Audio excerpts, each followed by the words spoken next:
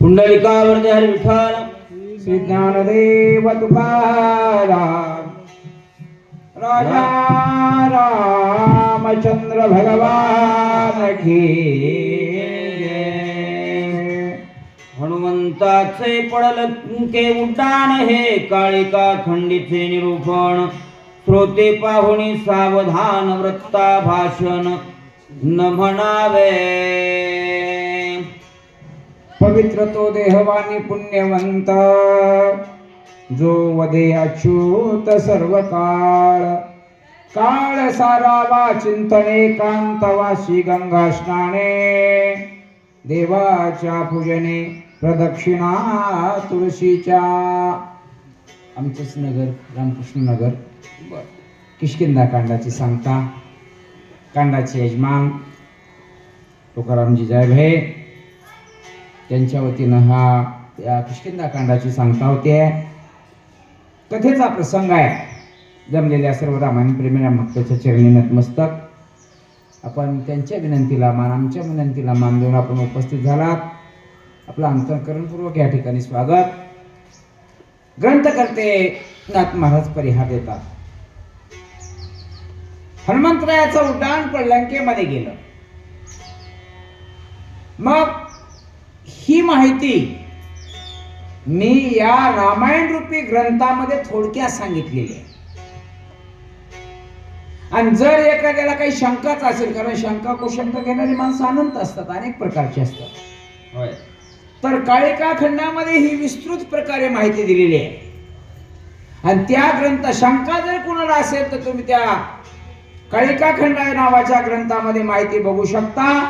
कशी कशी माहिती, काय काय, आता पुढची कथा ऐका म्हणा. हे तव रामायणी कथा जरी मी बोलिलो व्रथा तरी तारक तत्वता. याही वरी श्रोता क्षमा किदे. संतांचं भाष्य आहे. कसे नम्र होतात, कसे लीन होतात. कारण प्रत्येक गुण हा संतांपासून शिकला पाहिजे माणसाने. या मी लिहिलेली कथा आहे.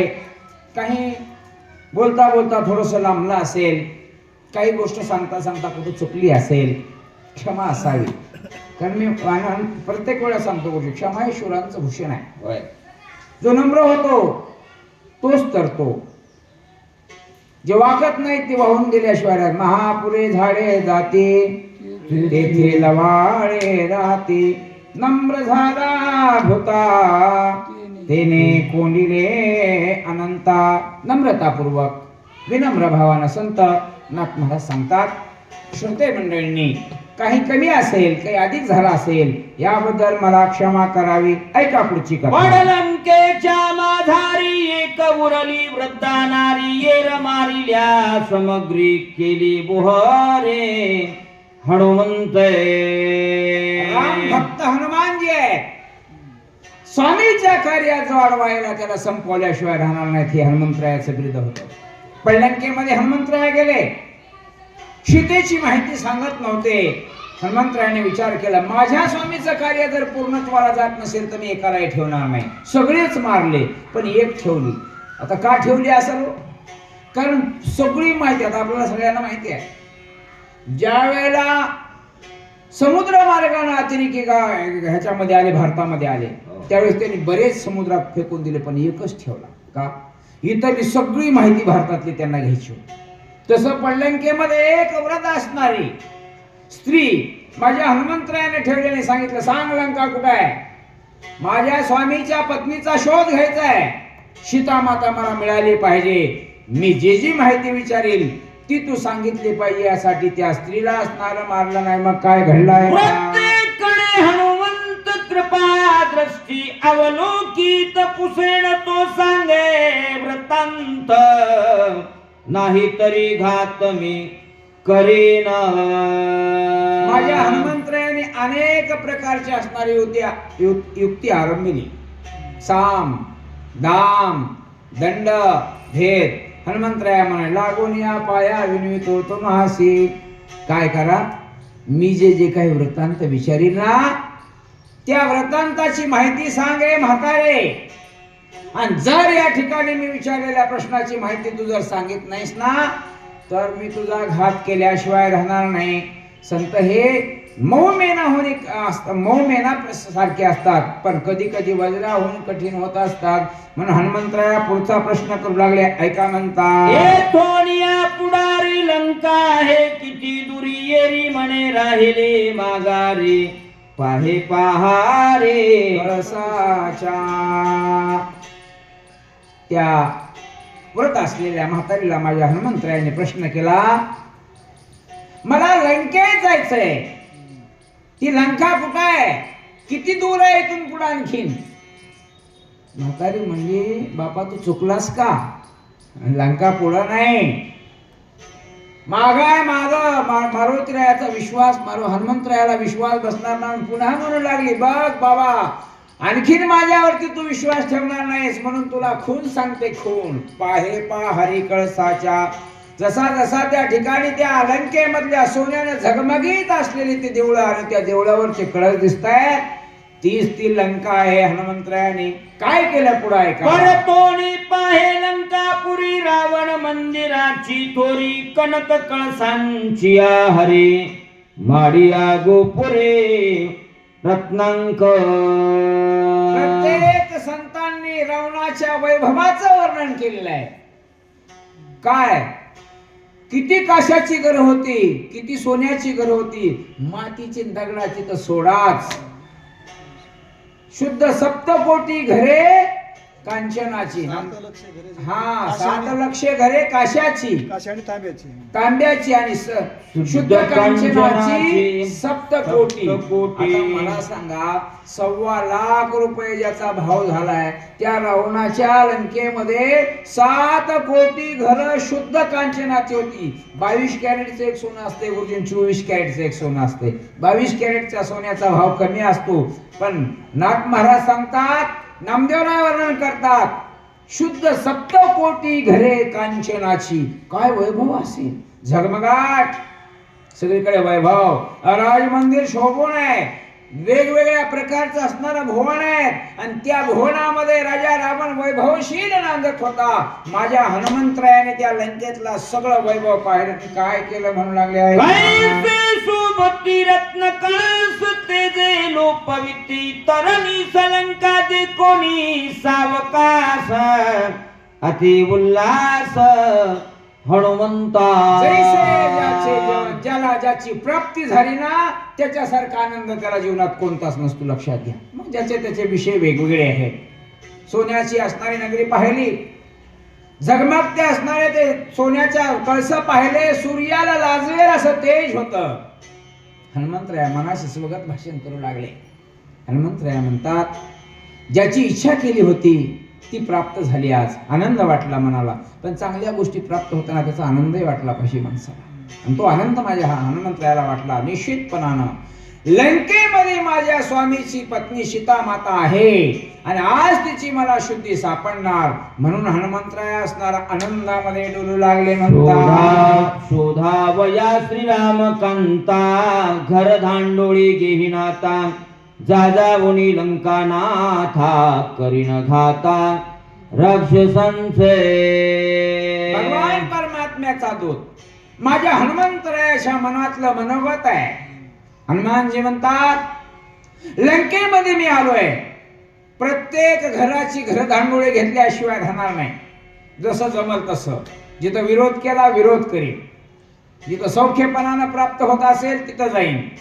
मग जर राक्षसाने रणकंदन मानलं तर त्यांचा निपांत करीन, पण गुरुच्या पत्नीचा शोध घेतल्याशिवाय मी परत माझ्या प्रभू रामचंद्राकडे जाणार नाही.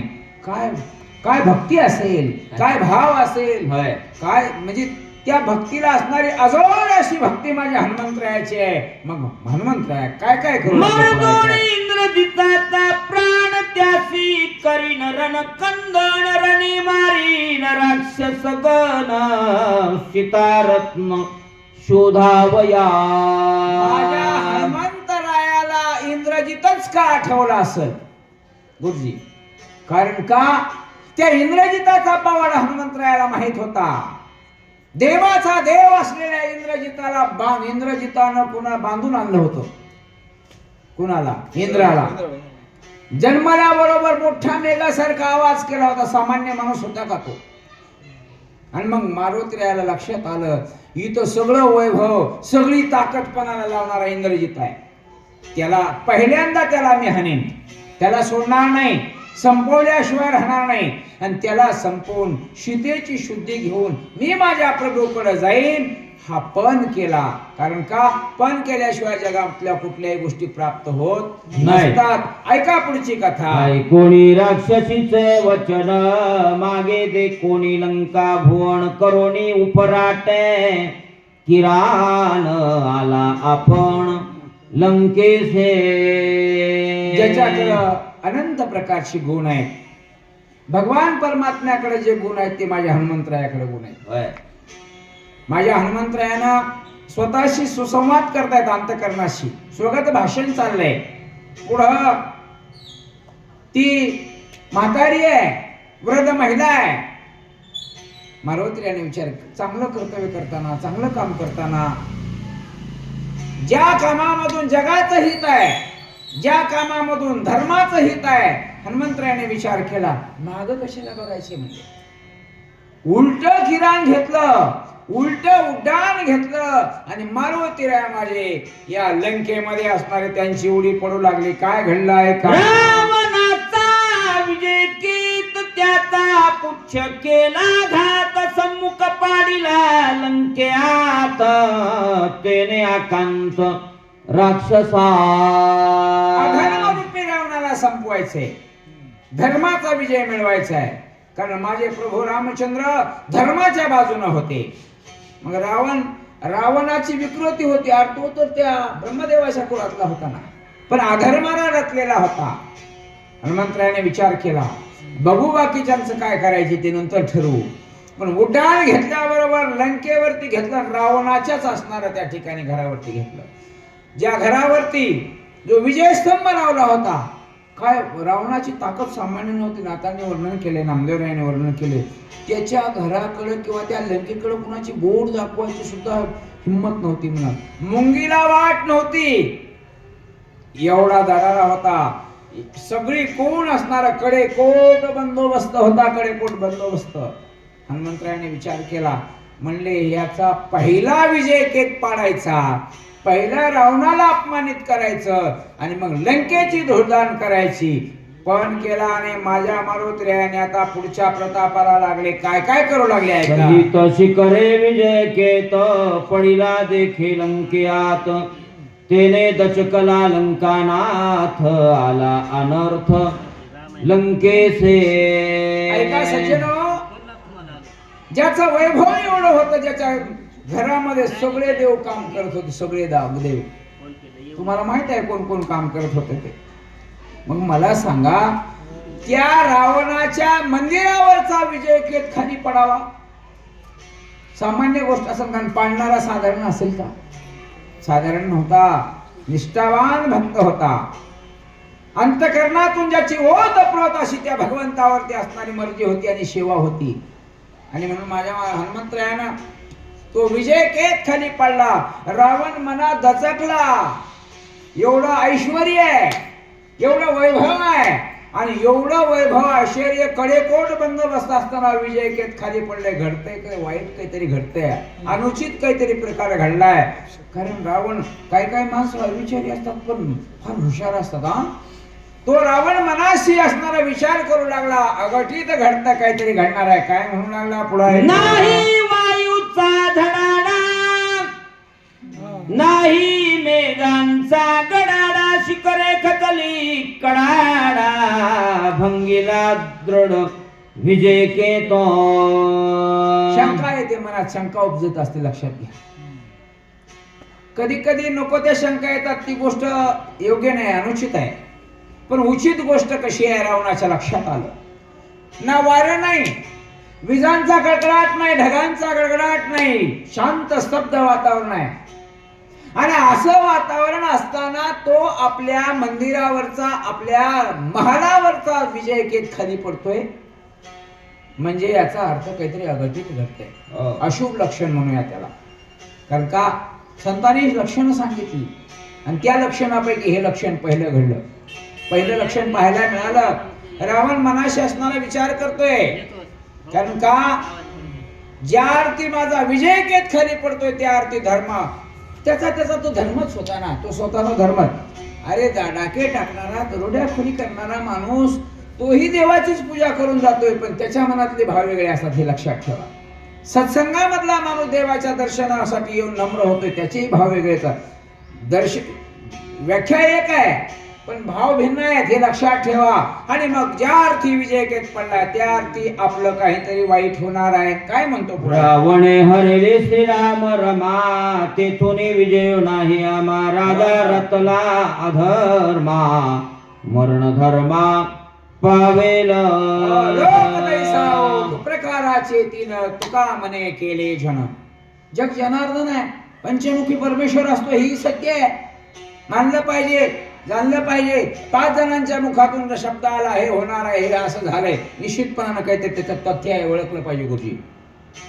आणि म्हणून लोक मग विचार करू लागले, ती रमा, ती रामाची पत्नी, धर्मपत्नी या धर्मरूपी माणसानं हिरावून आणल्या आणि त्याचा परिणाम होतोय, विजय केत पडतोय, अपशकुन घडतायत, अघटित घटना घडतायत लंकेमध्ये.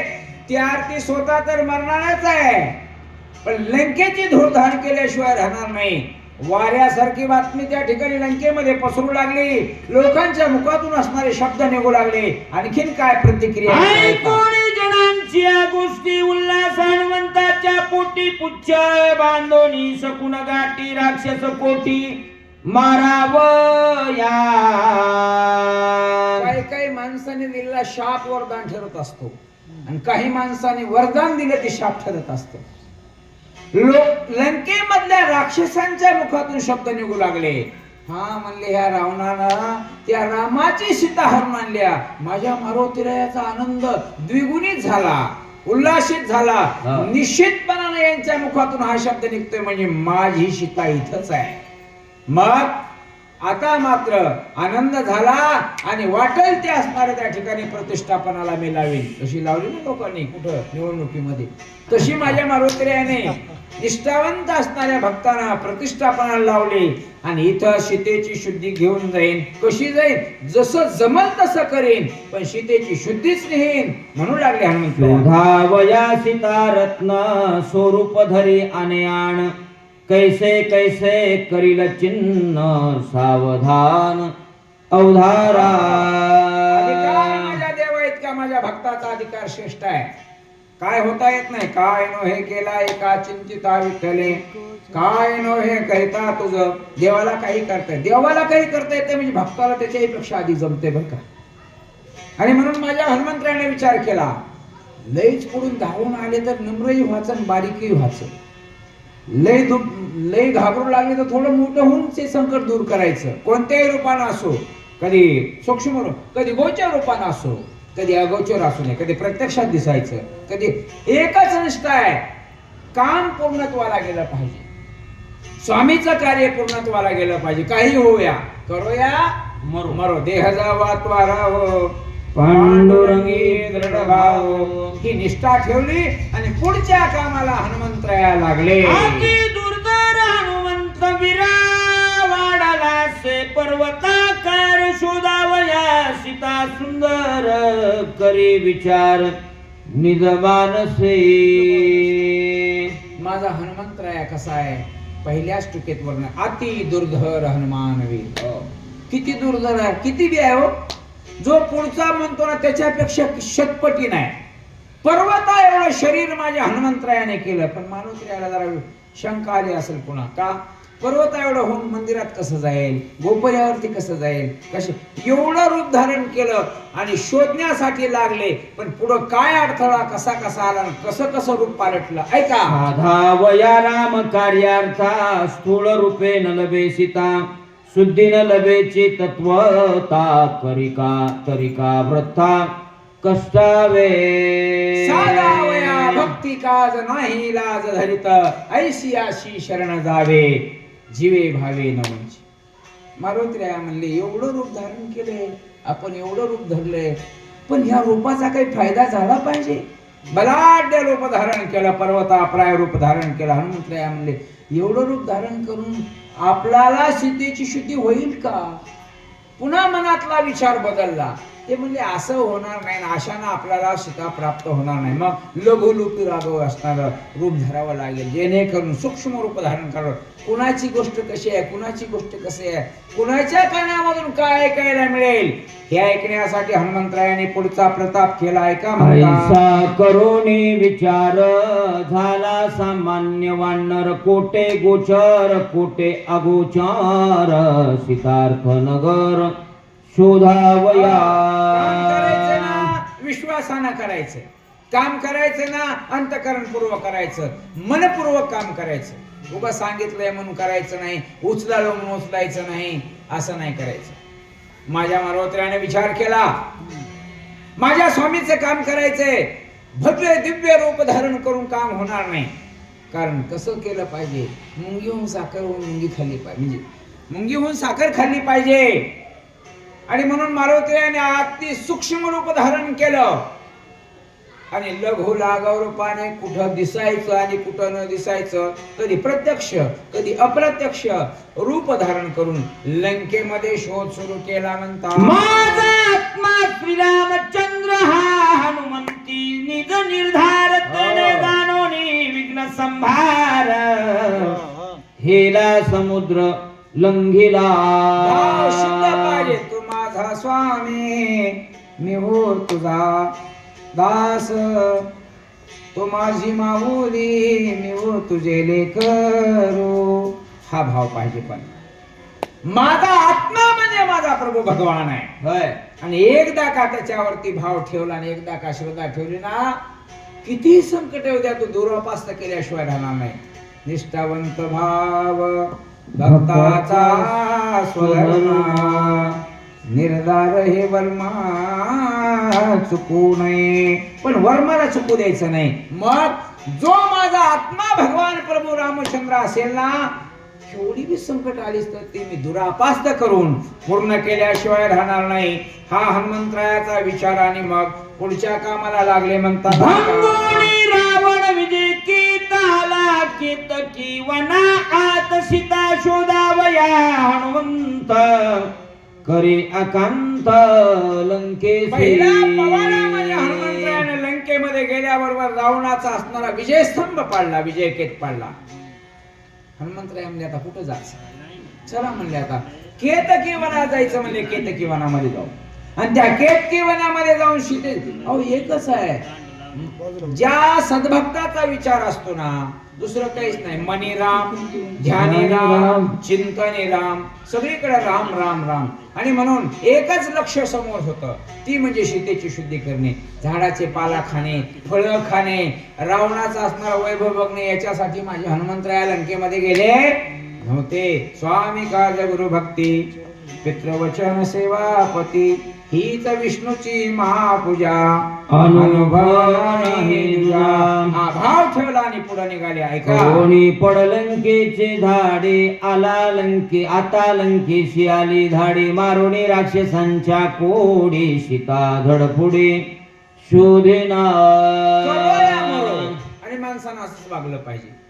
जोपर्यंत क्षम्य आहे तोपर्यंत क्षम्य, जोपर्यंत असणार त्या ठिकाणी नम्रपर्यंत नम्र.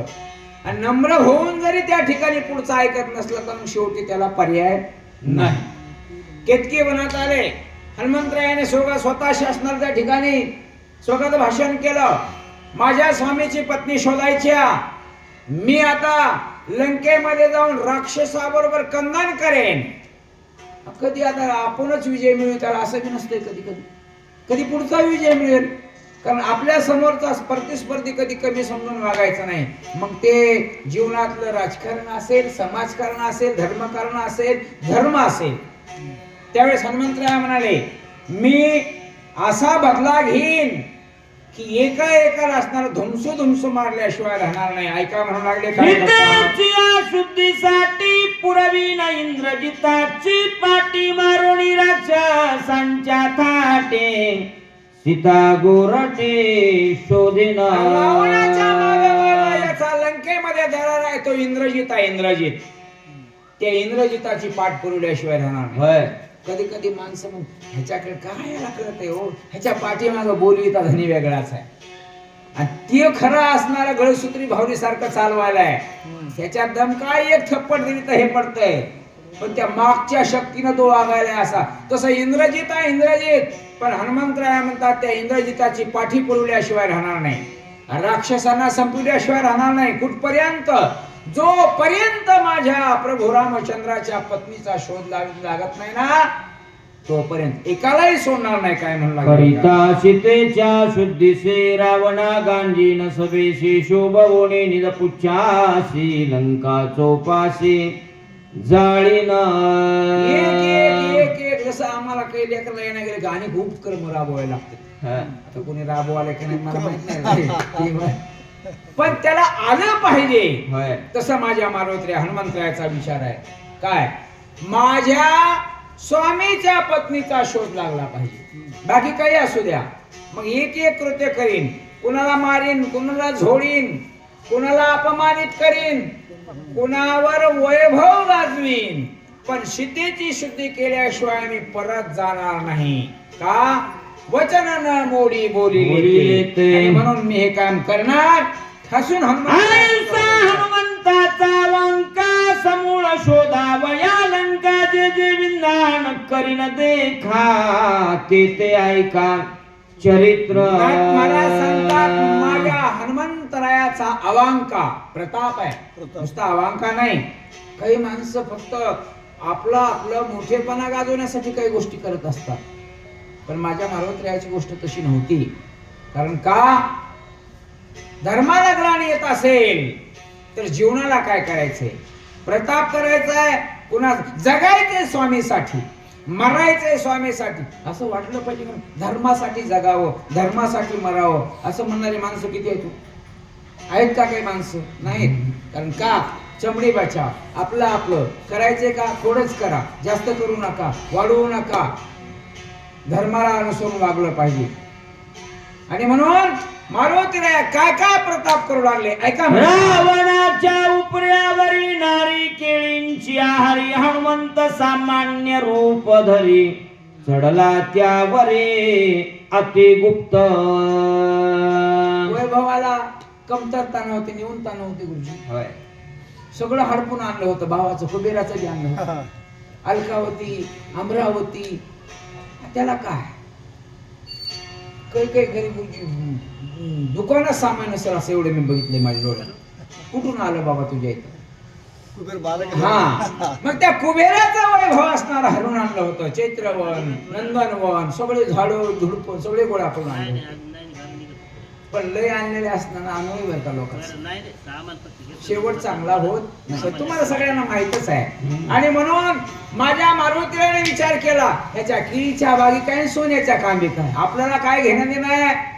अरे ज्यानं मनी फोडले मोत्याचे म्हणून माझा राम त्याच्यात आहे का बघू लागले. हनुमंतरायाला कुठे त्या नारळीच्या पोपळीच्या बागा काय? चला हनुमंतराया सूक्ष्म लंकापुरी जैसी अलकावती नगरी नाते अमरावती दुसरे त्याहून थोरे लंकेचे. आज मात्र माझ्या मारुतीरायाने लंकेचं वर्णन गोड केलं ना, अलकावती ना अमरावती. होय हो, दुसऱ्याचं हटून आणलं ना, सगळं खरं आहे. वैभव केलं पण स्वकर्तृत्वानं केलं पाहिजे, लक्षात ठेवा. कुणाचंच घर असू द्या हो, लोबाडीनं लांडीनं महाल बांधायचा नाही. माझं वैयक्तिक मत आहे, कुणाला पटेल न पटेल जोडून या धन उत्तम व्यवहारी कुणी काही म्हणू द्या. संपत्ती असणारे अनाठाई कमवू नका, लागेल तेवढं कमवा. संपत्ती असणाऱ्या त्या ठिकाणी स्वैराचारानं कमवू नका, तिचा विनाश झाल्याशिवाय राहत नाही. उदाहरण आहेत गुरुजी, काही घडलेल्या घटना आहेत माझ्या समोर. काल एक घटना घडली, मी आता काही पुढचं बोलणार नाही त्या संदर्भात. आणि म्हणून लक्षात घ्या, तुम्ही असणारं कमवताना धर्मानं कमवता, स्वधर्मानं कमवता, मला वाटतं ते टिकूनही राहतं, संपत सुद्धा नाही.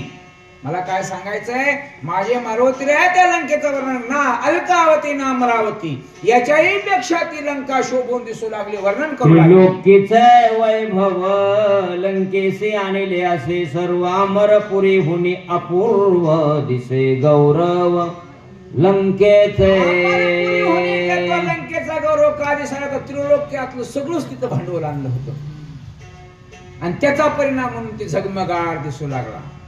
झगमगाट दिसू नका असं नाही आमचं म्हणणं, मोठं व्हा, बिलकुल व्हा, झालंही पाहिजे, आम्हालाही वाईट वाटतं काम आहे, पण दुसऱ्याचं हाडपून आणून मोठं होऊ नका. घामाचं कष्टाचं अरे आयत्या मिळवलेल्या घबाडापेक्षा स्वतःची अर्धी भाकरी कष्टाची सगळ्यात महत्वाची आणि मोठी आहे, लक्षात ठेवा. आणि म्हणून तेवढंच कमवा. आता ज्याचे त्याचे विचार अनंत आहेत, अनंत प्रकारची माणसं आहेत.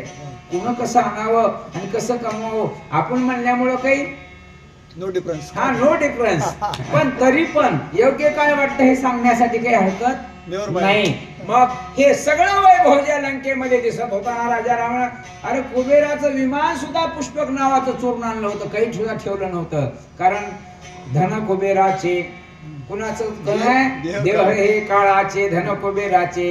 ऐका मग त्याचं वैभव पुढचं. ख्याती करोडी समुद्रात लंके आला हनुमंत, किष्किंधा कांडाचा अर्थ झाला समाप्त.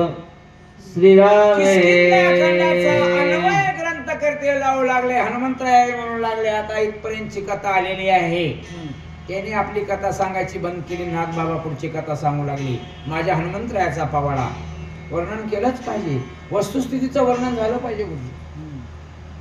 असं मोकळ पोकळ वर्णन करण्यापेक्षा वस्तुस्थितीचं वर्णन झालं पाहिजे. लंकेमध्ये पवाडा, लंकेमध्ये माझे मारुतीराय निघताना ज्या 400 कोसाच्या समुद्रामध्ये जे माझ्या हनुमंतरायाने जो प्रताप केला, जो पवाडा केला, आणि तो पवाडा करून हनुमंतराया लंकेत गेले. अगोड संवाद या किष्किंधा कांडाच्या सांगतेनं होऊ लागला. व्यर्थ वाणिले हनुमंता जीवा जळे, ऐसे म्हणता श्रीराम बळे, तो सपुरता आणि पडियंता श्रीरामाचा. तो कोण आहे माझा हनुमंतराया? दास्यत्व निकट हनुमंते पै केले, म्हणून देखील रामचरण. माझ्या मारुतीरायाने प्रताप केला. काय काय उग काही रामायण असते का? उग झोप ये ना, उग गपाहानीत बसते. व्यर्थ. माझ्या मारुतीरायाचा प्रतापाचं वर्णन नाही. एखाद्या वेळेस एखाद्याचं आवडत नसेल ना, सोडून द्या, बाजूला निघून जा, पण त्याच्यावर खल करत बसू नका. जर कोणी माझ्या मारुतीरायाने केलेल्या पवाड्याला कोणी नाव ठेवत असेल ना, त्याची जीभ झडल्याशिवाय राहणार नाही. आणि म्हणून तो पवाडा केला, जो पराक्रम केला, तो योग्य आणि सत्य आहे. हे नागबाबा तुम्हाला या ठिकाणी निर्वाणीच्या भाषण अंतिम सीता शुद्धीचे कैवाड सुंदर कांडाती, गोड हनुमंत ख्याती करिलाती दृढ, सुख सुरवाड श्रोतेयांसे. कारण जे विद्यार्थी कुणाला विद्यार्थ्याचं मनोरथ पूर्ण करणारे गुरु माऊली म्हणजे गुरुजी आहे, गुरु आहे. तसे श्रोत्यांचं मनोरथ पूर्ण करणारे म्हणजे माझे नागबाबा आहे. सुंदर कांडामध्ये गोड असणार, सुंदर होणार आहे. कारण हनुमंतरायाचा प्रताप म्हणजे गहन आहे, महान आहे. आणि तो हनुमंतरायाचा प्रताप म्हणूनच त्या कांडाला नाव सुंदर कांड ठेवलेलं आहे. आता किष्किंधा कांडाची सांगता होणार आहे आणि सुंदर कांडाला सुरुवात होणार आहे. सीतेची शुद्धी करणार आहेत, कुठं कुठं जाणार आहेत, कसं कसं जपणार आहेत, जवळ जाऊन सुद्धा माझे हनुमंतरायात गेले हे कळणार नाहीत, असा गोड पवाडा होणार आहे. आणि तो पवाडा म्हणजे सुंदर कांडामध्ये हनुमंताच्या बळबंडा बाण पिसारी यांचा लाविल भवंडा, तेने श्रीराम भजनी होनी गाडा, किष्किंधा कांडा संपविले. एकच लक्षात घ्या, जीवनामध्ये संकट असंख्य निर्माण होत असतात, पण नामाच्या चिंतने 12 वाटा पळतील. दुःखही जात एका जनार्दनी भोग प्रारब्धाचा आणि हरी कृपे त्याचा. संकट येतात असतात, संकट आलीच पाहिजे. तुम्ही म्हणता लोक संकट येऊ नये म्हणतात, पण तुम्ही म्हणता आली पाहिजे. का आली पाहिजे? कारण जीवन कसं जगावं, खंबीरपणाने कसं उभं राहावं हे संकट शिकवत असतात. ज्याच्या जीवनात संकटच नाही, दुःखच नाही, गुरुजी त्याला काय आठवण राहणार आहे? आणि म्हणून मारुतीराय असणारा, प्रताप करणार आहे, मोठा असणारा, विजय मिळवणार आहेत, सीतेची शुद्धी करणार आहेत, प्रभू रामचंद्राला आनंदी सुख देणार आहे. सुग्रीवाच्या दुःख दुर्वाडा, छेदोनिया सप्तताडा, ठेचुनी वाळींची तोंडा, किष्किंधा कांडा संपविले. धर्माचं रक्षण करायचंय, अधर्म्याला संपवायचंय. सुग्रीवाने असणाऱ्या त्या ठिकाणी मित्रत्व केलं. मित्रत्पणामध्ये बाधा आली नाही पाहिजे प्रभू रामचंद्राने असणारं ओळखून घेतलं. 7 झाडं असणारे वेगवेगळ्या कक्षेमध्ये होते, पण प्रभू रामचंद्राने एकाच क्षेत्रात आणले, कारण त्याला वरदान होतं कुणाला वाळीला. जे 7 झाडं एका रेषेत आणून त्याला छेदन करेल त्याच्या हातानं कुणाला मरण होतं वाळीला.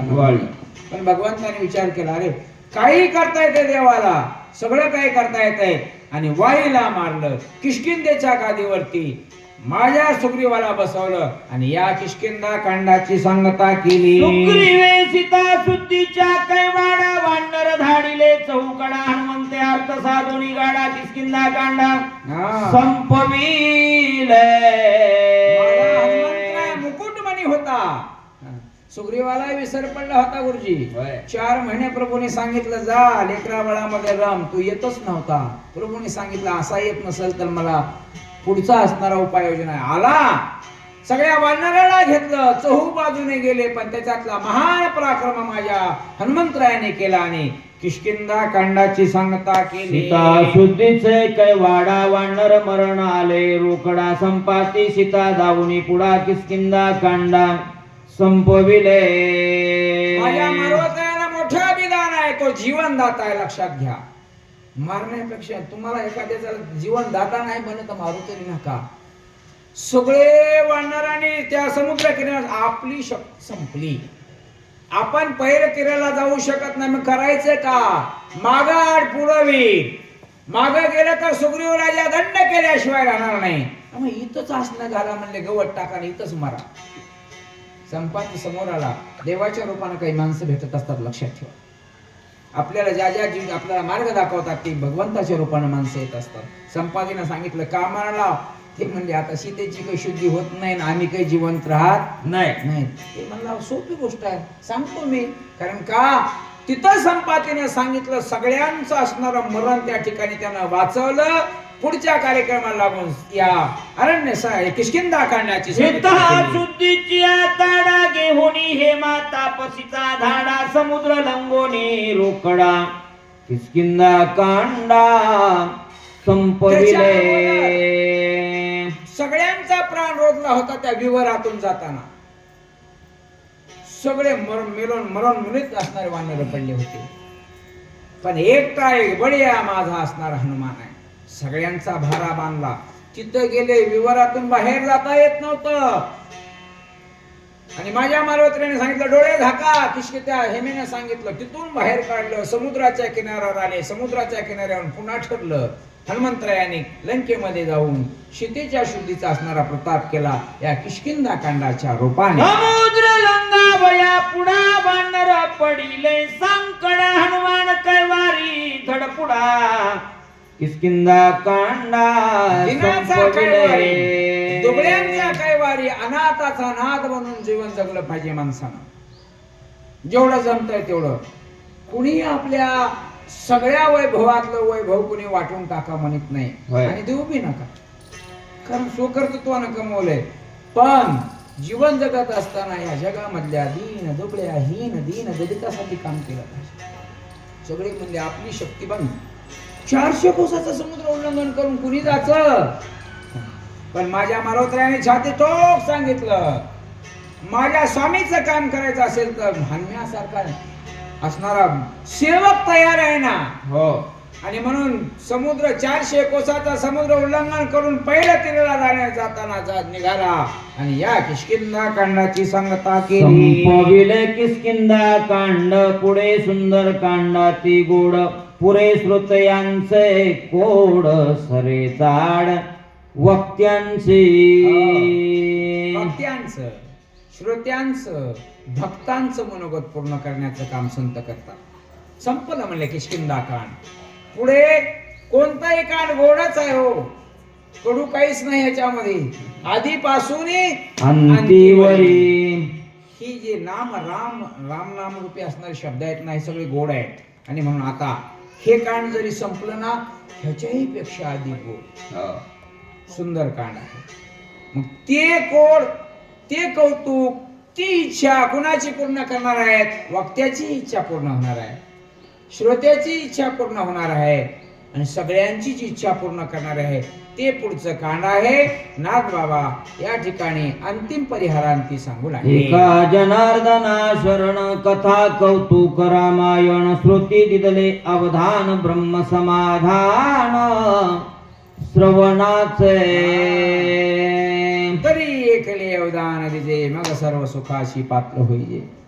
ब्रह्म समाधान आहे, पण कसं सर्वांगाचे कान करून कथा ऐकली पाहिजे.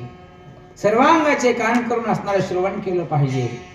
एकच आहे, तो देव मी भक्त, तो स्वामी मी सेवक, या न्यायाने वागलं पाहिजे. आणि म्हणून या जगतामध्ये एकच आहे, जगामध्ये देव आणि देव माझा मी देवाचा, हे मात्र ऐकलं पाहिजे, हे मनाने केलं पाहिजे. आणि तशा वेळेला मग मात्र ब्रह्म समाधान मिळाल्याशिवाय राहणार नाही. कथा ऐकता सादर निर्सोनी अक्षराक्षर श्रीराम पाविजे चिन्मात्र कथा पवित्र.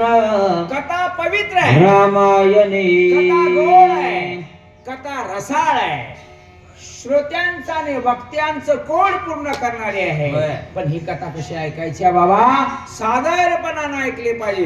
पहिला आदर केला पाहिजे आणि पहिलं पुन्हा सादर झालं पाहिजे. आणि अशी कथा ऐकल्याशिवाय मनाला समाधान नाही, चित्ताला समाधान नाही. आणि मग ज्या अर्थी तुम्ही ही कथा दत्त चित्त देऊन ऐकताल ना गुरुजी, त्या अर्थी सूळ शरीर राममय झाल्याशिवाय राहणार नाही. आणि म्हणून याच्यातला गोड रसाळ वाणीनं तुमचं असणार कल्याण होईल का पुन्हा विचारण्याची गरज शिल्लक राहत नाही. मन हे रामे झाले, मन हे रामे झाले, प्रवर्ती ग्रासूने कैसे निवृत्तीशी आले. म्हणून ऐका बाबा, पण कथा ऐकत असताना अगदी मनपूर्वक कथा ऐका.